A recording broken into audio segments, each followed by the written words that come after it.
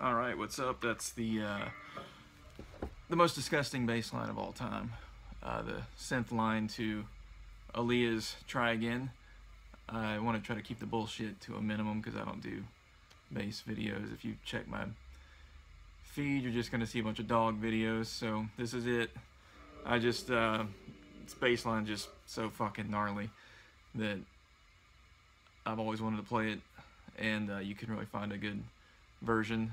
I couldn't. Not to discredit anybody's version, I just didn't like the versions that I found. This one is pretty close. You technically, I mean, I'm using a 5-string. I technically still don't have enough octaves for this, so if you had like a whammy pedal, something like that, to really get those high notes up there, that'd be for the best.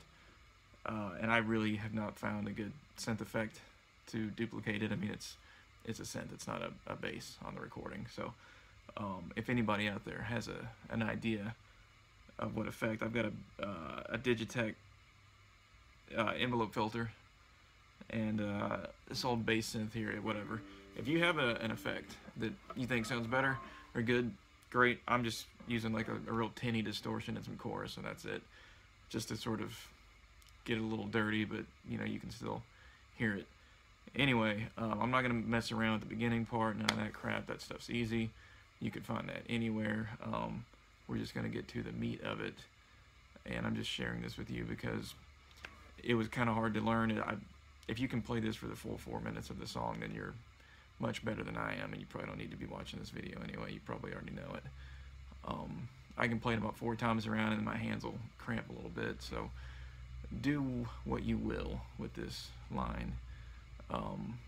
I just figured if I knew what to me sounds really close to it, then I should share my secrets with the world. So anyway, we'll get to it. I'll put it in 2 halves for you.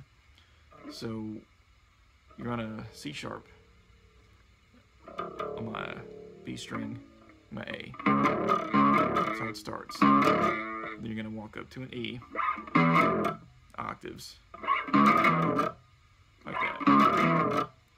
And then just F sharp and E. So then you go back to your C, so your C sharp, active, octave. I told you I don't make these videos. So your C sharp, octave, then your E, back to your C sharp. So there's the first quarter. And then you're going to go C sharp, octave again. And then you're going to hit your C sharp one more time, your low one. And then you're going to jump up to your F sharp again. This is a little tricky. You can use an open E if it'd make it easier for this. I personally don't. I feel like I get a little muddy ringing out noises. So you're going to go C sharp, F sharp on your A. E, octave E, then you're going to go back down. So it'll be like, you're going to end with your high octave C sharp again, and then you'll repeat that little pass. So it's all together. Dust yourself off and try again.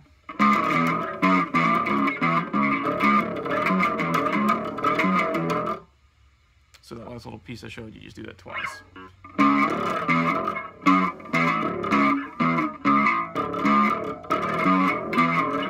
That part again. And that's the end of part 1.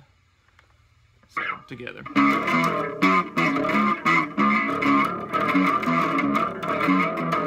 There it is.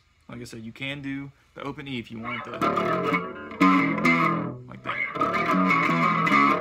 To me, the ringing out of the E makes it a little messier. So, but you know, it's a stretch. Whatever. You play bass, you know about stretching. Part 2 is you got a thing and then you just repeat it.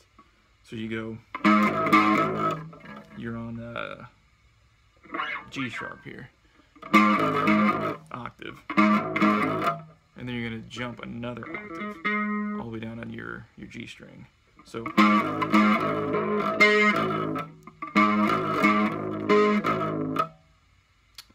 that's the first part, and that is a D sharp.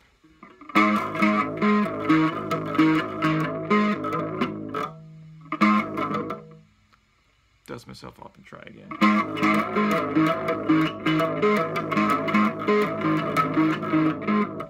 So it's essentially one thing repeated twice. You have your octave G sharp, and then you're jumping 2 octaves there, and then you're going to throw in that D sharp with kind of a, yeah, I mean, it's just all bouncing rhythm. It's, and then repeat.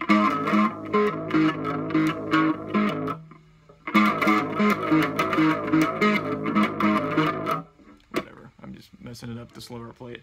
Anyway, if you had a whammy pedal, which I do not have, you're going to want to kick that up an octave.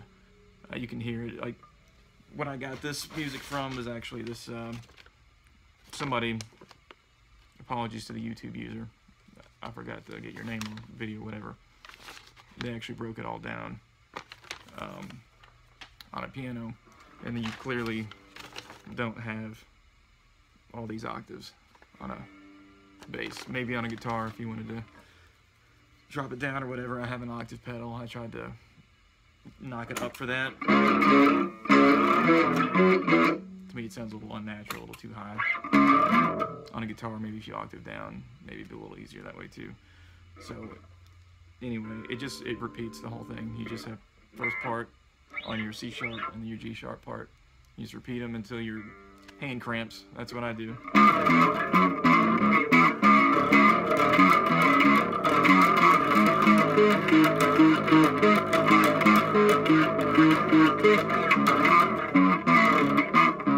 Whatever. It's about as close as I'm gonna be able to get you. It's as close as I've found. I'm not looking at the camera. I'm not used to doing this. Anyway, thank you for watching. Enjoy. It is the most disgusting bass line of all time, and I'm glad to have shared my whatever. You know, it's a hard one, so if at first you don't succeed, dust yourself off and try again.